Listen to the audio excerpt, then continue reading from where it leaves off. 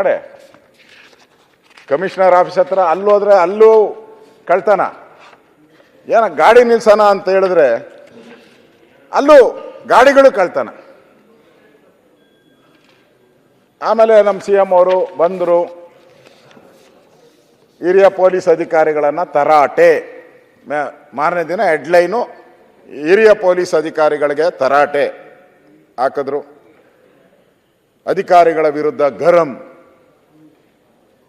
ಗರಮೂ ಇಲ್ಲ ನರಮೂ ಇಲ್ಲ, ಮುಗಿದೋಯ್ತು ಅಷ್ಟೇ. ಅವ್ರ ಮನೆ ಕಡೆ ಹೋದ್ರು, ಇವ್ರು ಈ ಕಡೆ ಬೆಂಗಳೂರು ಕಡೆ ಬಂದರು, ಮುಗಿದೋಯ್ತು. ಗರಮು ನರಮು ಏನೂ ಇಲ್ಲ ಇಲ್ದಾಗೈತೆ. ಅದರಿಂದ ನಾನು ಹೇಳೋ ಅಂಥದ್ದು, ಈ ಸರ್ಕಾರ ಈಗ ಬೇಲಿನೇ ಎದ್ದು ಒಲಾಮೆ ಇದ್ರೆ ಜನಕ್ಕೆ ಏನು ಮೆಸೇಜ್ ಕೊಡ್ತೀರಾ?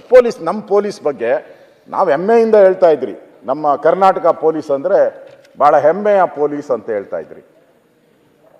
ಇದೆಲ್ಲ ಆದಮೇಲೆ ಎಲ್ಲಿ ಹೆಮ್ಮೆ ಅಂತ ಹೇಳ್ತೀರಾ? ಹೆಮ್ಮೆ ಅಲ್ಲ, ಹೆಮ್ಮೆನೂ ಅಂತ ಹೇಳೋಕ್ಕಾಗಲ್ಲ. ಎಲ್ಲಿ ಹೇಳಕ್ಕೆ ಸಾಧ್ಯ ನೀವು?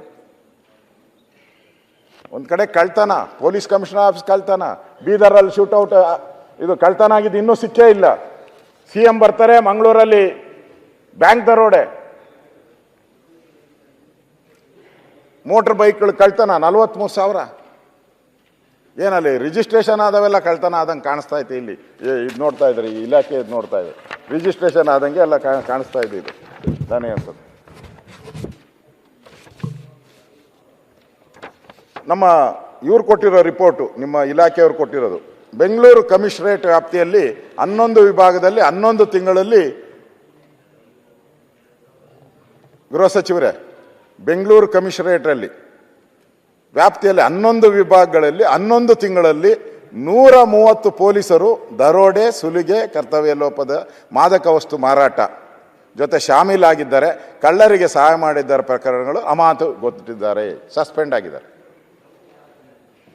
ಇಟ್ಸ್ ಅನ್ ಪರಮೇಶ್ವರ್, ಇವರು ಮಾದೇವಪ್ಪನವರೇ, ಪೊಲೀಸರು ನಾನು ಹೇಳ್ತಾ ಇರೋದು. 130 ಜನ ಕಳ್ಳರ ಜೊತೆ ಶಾಮೀಲಾಗಿದ್ದಾರೆ, ಡ್ರಗ್ ಮಾರಾಟ ಮಾಡ್ತಾ ಇದ್ದಾರೆ, ದರೋಡೆ ಮಾಡಿದ್ದಾರೆ, ಸುಲಿಗೆ ಮಾಡಿದ್ದಾರೆ ಅಂತ 130. ನಾನು ಹೇಳ್ತಾ ಇರೋದು ಬೆಂಗಳೂರು, ಕರ್ನಾಟಕದಲ್ಲ, ಅದು 11 ವಿಭಾಗಗಳಲ್ಲಿ ಮಾತ್ರ.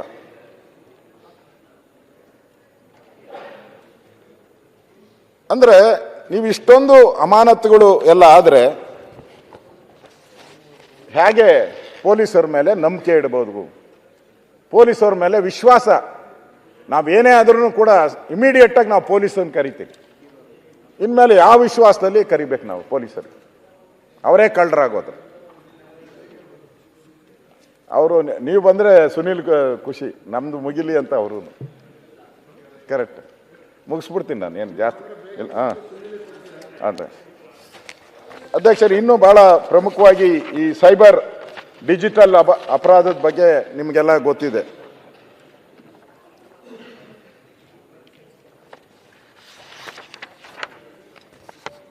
ಡಿಜಿಟಲ್ ಅರೆಸ್ಟ್ ತಮಗೂ ಗೊತ್ತಿದೆ, ದೇಶದಲ್ಲಿ ದೊಡ್ಡ ಸಮಸ್ಯೆ ಆಗಿರೋದು, ಕರ್ನಾಟಕದಲ್ಲೂ ಅಷ್ಟೇ ದೊಡ್ಡ ಸಮಸ್ಯೆ ಆಗಿರ್ತಕ್ಕಂಥದ್ದು.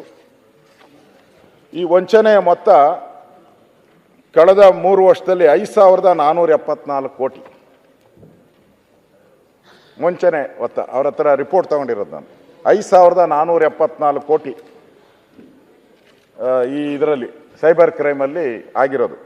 ನಮ್ಮ ಪೊಲೀಸರು ಎಷ್ಟು ವಸೂಲಿ ಮಾಡವ್ರೆ ಅಂದರೆ 627 ಕೋಟಿ ವಸೂಲಿ ಮಾಡವ್ರೆ. ಒಂದು 10%, 5% ಇಲ್ಲ. ನಾನು ಹೇಳೋದು ಇದೊಂದು, ಅದಕ್ಕೆ ಭಯ ಬೀಳ್ತಾರೋ ಗೊತ್ತಿಲ್ಲ. ಡಿಜಿಟಲ್ ಅರೆಸ್ಟು ಅಂತ ಫೋಟೋ ಹಾಕ್ಕೊಂಡು ಎಲ್ಲ ರೂಮ್ ಆ ಥರ ಸೆಟಪ್ ಮಾಡಿ ದುಡ್ಡು ಕಿತ್ಕೊಂತಾರೆ. ಎಲ್ಲ ಸಿಕ್ಕಾಕೊಂತ ಇರಲ್ಲ, ಡಾಕ್ಟ್ರುಗಳು, ಇಂಜಿನಿಯರ್ಗಳು, ದೊಡ್ಡ ದೊಡ್ಡ ವ್ಯಕ್ತಿಗಳೇ, ಎಲ್ಲ ವಿದ್ಯಾವಂತರೇ ಸಿಕ್ಕಾಕೊಂತ ಇರೋದು. ಅದಕ್ಕೇನಾದರೂ ತಾವು ಇದ್ರ ಬಗ್ಗೆ ಪೊಲೀಸರು ಹಿಡಿಯೋ ಅಷ್ಟೊತ್ತಿಗೆ ಅವ್ರು ಎಸ್ಕೇಪ್ ಆಗ್ಬಿಟ್ಟಿರ್ತಾರೆ, ಬೇರೆ ಬೇರೆ ದೇಶದಿಂದ ಆಪರೇಟ್ ಮಾಡ್ತಾ ಇದ್ದಾರೆ. ಅವರು ಕಷ್ಟ ಇದೆ, ಇಲ್ಲ ಅಂತ ನಾನು ಹೇಳಲ್ಲ. ನೀವು ಅದ್ರ ಬಗ್ಗೆ ಒಂದು ಅವೇರ್ನೆಸ್ ಆದ್ರೂ ಕ್ರಿಯೇಟ್. ಏನೇನಿಗೋ ಅಡ್ವರ್ಟೈಸ್ಮೆಂಟ್ ಕೊಟ್ಟಿದ್ದೀರ, ನಾನು ನೋಡಿದ್ದೀನಿ. 1 ವರ್ಷ ಆಯಿತು ಕೊಟ್ರಿ, 2 ವರ್ಷ ಆಯಿತು ಕೊಟ್ರಿ, ಮೊನ್ನೆ 2.5 ವರ್ಷ ಅಂತ ಕೊಟ್ಟರು ಅಡ್ವರ್ಟೈಸ್ಮೆಂಟು. 2.5 ವರ್ಷ, 2.25 ವರ್ಷ. ಆ ಅಡ್ವರ್ಟೈಸ್ಮೆಂಟ್ ಎಲ್ಲ ನಿಲ್ಲಿಸ್ಬಿಡಿ, ಇಂಥದ್ದು ಕೊಡಿ. 5,000 ಕೋಟಿ ವಂಚನೆ ಆಗಿರೋದು ಜನಗಳದು. ಇಂಥದ್ದೊಂದು ಅಡ್ವರ್ಟೈಸ್ಮೆಂಟ್ ಕೊಡಿ, ಅವೇರ್ನೆಸ್ ಕ್ರಿಯೇಟ್ ಮಾಡಿದಾರಾ ಪೊಲೀಸರು? ಏನಿಲ್ಲ. ಮೊದಲೆಲ್ಲ ಹಿಂದೆ